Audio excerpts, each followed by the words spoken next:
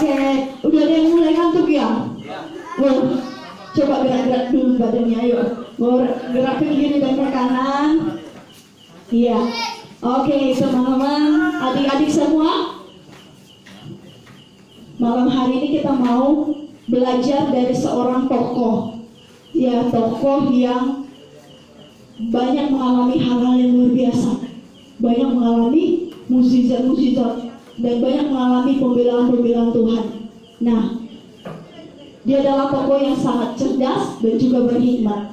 Oke, seperti yang sudah adik-adik lihat, teman-teman lihat, tokoh yang dimaksud adalah cerdas dan berhikmat seperti Daniel. Siapa di sini yang mau jadi anak-anak yang cerdas? Jadi anak-anak yang berhikmat? Oke, semua turun. Yang gak mau jadi cerdas siapa? Soalnya tadi ada yang masih belum angkat tangan. Ayo, siapa yang gak mau jadi anak yang berhikmat? Semuanya mau ya? Fix ya? Sepakat ya? Oke, kita akan belajar dari seorang tokoh, yaitu Daniel. Next Kak. Nah, oke. Tahu gak adik-adik, waktu orang-orang datang menemui si Daniel ini, nah di ayat 6, yuk kita baca dengan suara yang keras yuk. Di Daniel 6 ayat 12, 2, 3 ya. Orang-orang itu bergegas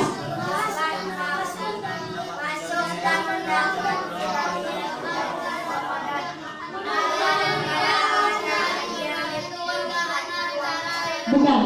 Di Daniel 6 ayat 12. Lalu orang-orang itu bergegas-gegas masuk dan mendapati Daniel sedang ngapain? Berdoa dan bermohon kepada Allahnya. Oke ya, kita mau yang mau dengarkan firman Tuhan, yuk letakin dulu HP-nya ya. Siapa tahu ini jadi Alkitab ya. Alkitab rohani. Yang punya Alkitab boleh dibuka ya. Di dalam Daniel 6 ayat 12. Nah, waktu si Daniel dicari-cari, dia ditemui sedang ngapain?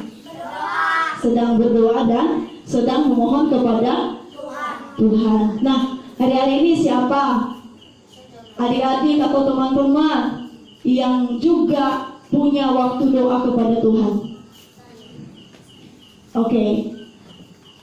Pagi-pagi berdoa? Malam-malam berdoa?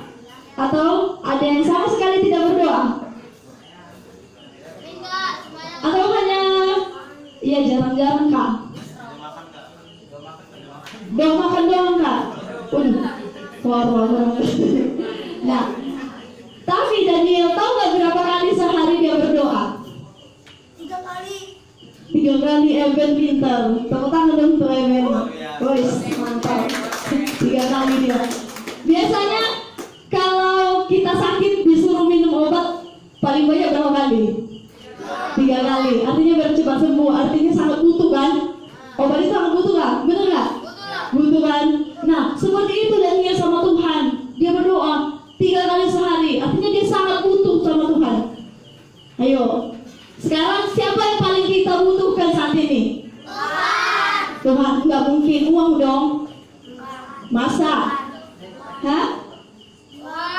Teman, sahabat? Hah? Siapa yang paling kita butuhkan saat ini? Tuhan. Kalau kita tahu butuhnya Tuhan, maka semua yang kita perlukan Tuhan akan berikan bagi kita. Iya kan? Nah, Daniel diberkati Tuhan karena cara hidupnya yang taat kepada Tuhan. Ia dipenuhi dengan wawasan yang luas, bijaksana dan berhikmat dan penuh hikmat. Nah, ketaatannya digambarkan dengan kebiasaannya berdoa 3 kali sehari. Ya, bukti dari Daniel taat adalah dengan dia punya waktu berdoa. Seperti orang yang minum obat, yang cepat sembuh, pengen sangat butuh kesembuhan, sangat butuh namanya hubungan itu, ya, hubungan sama Tuhan. Nah, adik-adik mau nggak bangun mesbah doa di hadapan Tuhan? Benar. Nanti kalau mamanya bangunin, aduh aku masih ngantuk, ya kan? Atau mungkin yang udah kakak-kakak udah remaja scroll TikTok dulu, Ayo jujur dulu dong. Siapa yang bangun-bangun cari HP dulu, cari TikTok dulu biar ada ide buat konten. Ayo, bukan cari Tuhan dulu. Supaya dapat hikmah harus tuh kan? Benar ya? Nah, ayo kita baca dulu dong yang di bold merah. Ketaatan 2-3 ya. Ketaatan mendatangkan mukjizat. Nah, kalau kita taat, maka sekalipun kita dalam kesusahan, ada mukjizat yang nolong kita.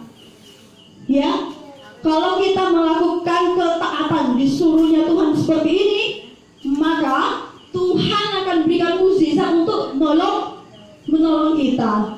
Oke. Nah, doa-doa Daniel selalu dihubungkan dengan peristiwa khusus di dalam sejarah Israel ketika di dalam pembuangan. Nah, adik-adik tahu nggak? Bangsa Israel itu sedang dalam pembuangan di bawah raja yang namanya siapa ya? Siapa yang tahu? Raja yang menguasai, menjajah bangsa Israel pada waktu itu. Ada yang tahu? Apa? Firaun. Oke. Waktu itu Firaun pernah, tapi bukan pada masa itu. Siapa yang tahu? Raja siapa namanya? Nah? Yang pasti bukan si raja yang di sini ya. Bukan si raja yang lagi nyender di tembok ya. Hah? Apa? Raja siapa? Hah? Oh, itu Yerusalem kota. Pada waktu itu, Kayuni kasih clue-nya. Dari huruf N.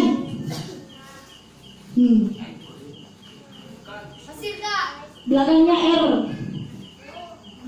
Ayo, pada waktu itu bangsa Israel ada di pembuangan, di bawah kekuasaan yang namanya Raja N. Ada yang benar? Iya betul. Siapa tahu ya? Enggak nama kamunya. Stephen benar. Di bawah Raja Nebukadnezar. Nah waktu itu seorang raja itu bermimpi, ya, dan tidak ada satupun yang dapat mengartikan. Nah, lalu Tuhan berikan hikmat kepada si Daniel. Nah, Daniel ini diberi hikmat oleh Tuhan untuk bisa mengerti dan melihat apa yang terjadi di masa depan, ya kan? Memberi hikmat mengenai masa depan Israel dan bahkan mengenai akhir zaman. Nah, itulah yang diberikan oleh Tuhan kepada si Daniel. Next Kak. Nah, adik-adik, kita pengen ya, ada yang di sini yang nggak pengen hidupnya nggak meningkat. Semua pasti mau punya hidup yang jauh lebih baik. Halo, punya hidup yang jauh lebih baik? Mau? Mau jadi anak-anak yang berkembang dengan baik? Dalam segala hal mau? Tuhan mau kita punya kualitas hidup yang baik. Pertama tadi, punya kualitas doa yang baik di hadapan Tuhan. Jangan berdoa lagi mood. Kalau nggak mood, nggak berdoa. Kalau lagi ujian, baru belajar. Kalau nggak ujian, nggak belajar. Tapi, punyailah kualitas hidup yang baik. Gimana Kak? Aku kan sibuk bantuin mama. Harus punya kualitas doa yang baik. Harus punya cara hidup yang baik. Ya, cara bergaul yang baik. Cara apa lagi? Cara bekerja dengan baik. Ada yang belum bekerja di sini? Pulang sekolah, selesai kuliah, selesai belajar online harus kerja. Bekerja dengan baik, kualitasnya bekerja yang baik. Nah, Daniel adalah orang-orang muda pilihan. Nah, nih kita semua masih muda nggak? Masih kan? Udah pada tua belum? Semuanya masih muda. Di sini juga masih muda-muda. Nah, dia adalah orang-orang pilihan yang dibawa oleh Raja Nebukadnezar untuk diapain? ditangkap terus ditaruh di dibawa ke hadapan raja. Nah, lihat ya di paragraf kedua, yuk kita baca bersama-sama. Meski 1, 2, 3 ya. Meski berada di negeri pembuangan, kehidupan Daniel semakin hari semakin naik. Keberhasilan Daniel bukan karena ia melakukan kesalahan, suap atau kompromi, tapi karena ia memiliki cara hidup yang berbeda. Apa yang membedakan hidupnya? Karena dia tadi punya hubungan yang baik sama Tuhan. Dia punya hubungan yang dekat sama Tuhan. Ya kan? Kalau kita dekat-dekat sama Tuhan, misalnya nih, kalau kita dekat-dekat sama bapak atau mama kita, kalau ada yang kita butuhkan, mereka usahakan nggak? Usahakan ya. Mereka pasti, oh ya anakku butuh ini. Nah, begitu juga sama Tuhan. Waktu kita datang sama Tuhan, dekat-dekat sama Tuhan lewat doa, lewat baca firman, maka Tuhan memberikan apa yang kita perlu. Ingat ya, apa yang kita perlu bukan apa yang kita inginkan. Nah, apa yang membuat cara hidup Daniel berbeda adik-adik? Yaitu dia punya komitmen ngapain? Komitmen untuk berpuasa. Ya, dia berpuasa. Jadi dia bayangin aja, dia kan dipanggil raja tuh. Makanannya pasti enak-enak, ya kan? Tadi masakannya enak-enak ya? Ya enak-enak nggak? Nah, tapi dia apalagi di hadapan raja, makanannya enak-enak, ya kan? Tapi dia punya ketetapan hati. Apa ketetapan hati, Kak? Kokoh, teguh. Dia menjaga hidupnya. Dia tidak menajiskan hidupnya dengan makanan, minuman yang enak-enak, dengan anggur, dia tidak mau. Nah, karena komitmennya itu, akhirnya dia punya cara hidup yang berbeda, gak sama. Nah, kita lihat ya pembelaan Tuhan apa. Oke. Di Amsal 9 ayat 10 dikatakan, permulaan hikmat adalah takut akan Tuhan, dan mengenal yang Maha Kudus adalah pengertian. Nah, supaya kita punya jadi anak-anak yang berhikmat, anak-anak yang cerdas, maka kunci utamanya adalah hidup dengan takut akan Tuhan. Ayo colek dulu kiri kanannya, katakan takut Tuhan yuk. Karena udah mau tidur nih. Takut Tuhan. Takut Tuhan. Belum bangun. Masih tidur. Takut Tuhan. Oke, kita lanjut Kak. Nah, bagaimana? Apa rahasia? Apa rahasianya adik? Punya memperoleh hikmat. Yang pertama yuk, rahasia memperoleh hikmat. Coba dibaca di atas. Yang pertama, sungguh dalam doa. Pernah nggak kita melihat orang berdoa asal-asal? Tuhan mau makan, amin. Pernah nggak? Ada. Ada nggak seperti itu? Ada banyak. Ada. Tapi Tuhan mau supaya kita sungguh-sungguh ngapain? Sungguh-sungguh berdoa. Nah, yuk kita baca yuk. 1, sungguh dalam doa. Di dalam doanya Daniel dipenuhi kegentaran dan ketakutan karena penglihatan yang diterima. Ya, Daniel itu kalau berdoa dia sungguh-sungguh. Bahkan sampai dia ada orang-orang yang benci sama dia, akhirnya dibuat peraturan. Siapa yang menyembah selain Tuhan yang Nebukadnezar akan ditangkap lalu dimasukkan ke iya. Nah, itu perapian bernyala-nyala gitu kan. Lalu waktu ditemuin dia berdoa. Nah, tapi ada pembelaan Tuhan. Kemudian kuat dalam roh. Nah, adik-adik, kita semua harus kuat dalam roh, karena masa-masa sekarang adalah masa-masa yang sulit, ya kan? Kita sekarang sedang berperang dalam apa? Ya banyak hal. Kita berperang di dalam peperangan kita dalam kesukaran, baik ekonomi, baik kesehatan, semua sedang berperang. Adik-adik, teman-teman semua harus kuat dalam roh, harus bergantung sama Tuhan. Ya, kalau adik-adik sungguh-sungguh sama Tuhan, kuat di dalam roh, dalam iman, percaya, mungkin dunia akan mengalami kesulitan, tapi kita akan mengalami pembelaan. Tuhan akan pelihara dengan caranya. Tuhan tidak biarkan orang percaya hidup meminta-minta.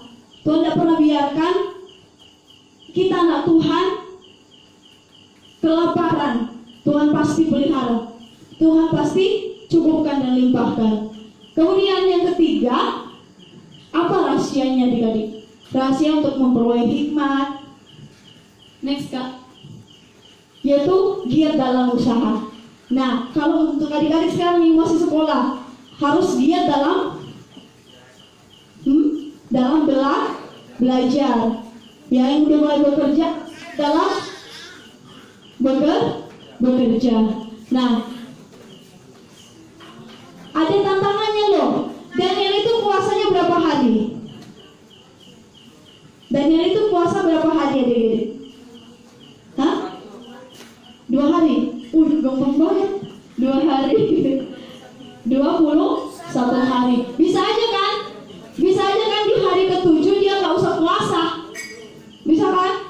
Bisa aja dia di hari ke-15 gak usah puasa, batalin, selesai. Tapi dia komitmen tadi, dia mau puasa. Dan akhirnya dia, itulah buktinya, itulah usaha dia, ya, ketekunannya, gigihnya untuk berpuasa, berkomitmen di hadapan Tuhan. Nah, sehingga banyak mukjizat yang dialami oleh Daniel. Nah, adik-adik, apa yang saat ini adik-adik alami, apa yang saat ini kita rasakan, ya, kita butuh Tuhan. Setuju? Setuju. Kak, aku masih kecil, aku nggak tahu, gitu. Mau umurnya masih muda, masih dini, ataupun sudah masuk dewasa muda, semuanya kita butuh Tuhan. Makanya punya hubungan. Ya, di RKAC kalian diajar untuk hidup takut Tuhan, berdoa selalu, ya, menyembah Tuhan, dengar-dengaran firman Tuhan. Karena Tuhan punya masa depan buat setiap, iya, Tuhan punya masa depan buat setiap adik-adik. Nah, dan rancangan Tuhan adalah rancangan yang terbaik, punya rancangan di masa depan yang terbaik. Oke? Tidak peduli ya adik-adik dari latar belakang apa. Oh Kak, aku hidupnya susah, mamaku gak kerja, aku begini-begini. Gimana aku bisa sekolah tinggi? Bagaimana aku bisa Tuhan, Kak, melakukan segala sesuatunya? Nggak mampu, orang tua aku nggak mampu, gitu. Tapi percaya adik-adik, seperti Daniel tadi, ketika dia berhasil mengartikan mimpi, karena dia diberi hikmat, apa yang diberikan oleh Raja Nebukadnezar tadi? Sebagian wilayah Babel menjadi bagian kekuasaannya. Itulah anugerah Tuhan yang Tuhan berikan.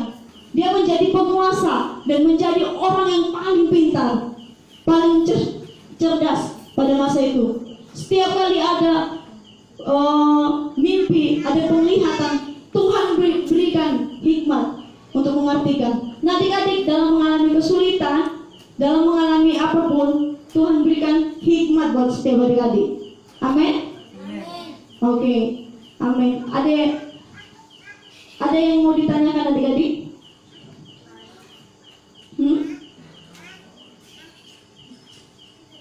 Bagaimana sih Kak kita menjadi seorang Daniel? Ya, hiduplah dengan takut Tuhan. Nah, hiduplah dengan sungguh-sungguh di hadapan Tuhan.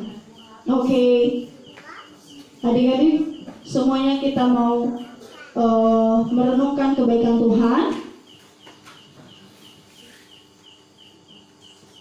Yuk kita mau ingat-ingat dulu apa yang Tuhan sudah buat dalam hidup adik-adik.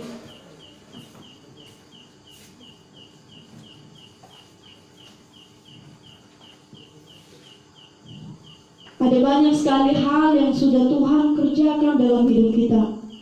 Tuhan berikan kesehatan, Tuhan berikan sukacita, Tuhan berikan keluarga, Tuhan berikan teman-teman yang baik, Tuhan berikan tempat pelayanan yang baik. Semua Tuhan sediakan. Apapun latar belakang kita adik-adik, dari manapun kita, walaupun kita dalam kesulitan, walaupun kita orang-orang yang susah, tapi ketika kita datang sama Tuhan, kita punya hubungan yang kuat di dalam Tuhan, Tuhan akan tolong kita. Tuhan akan jadikan kita jadi anak-anak yang cerdas. Jangan malu, jangan minder. Aku tidak bisa apa-apa, aku gak punya keahlian apa-apa. Tuhan sangat sayang kepada adik-adik semua. Tuhan sangat peduli sama adik-adik. Ayo adik-adik semuanya boleh berdoa, naikkan doa sama Tuhan. Tuhan, berikan aku kecerdasan, berikan aku hikmat Tuhan, berikan apa yang ku perlu. Yo adik-adik semuanya angkat suaramu, minta sama Tuhan. Tuhan, aku butuh Engkau. Aku perlu Engkau Tuhan dalam hidupku. Aku butuh Engkau ya Tuhan. Terima kasih Tuhan Yesus. Terima kasih Bapa.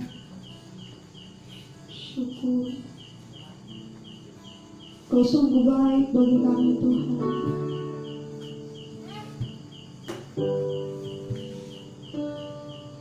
Terima kasih.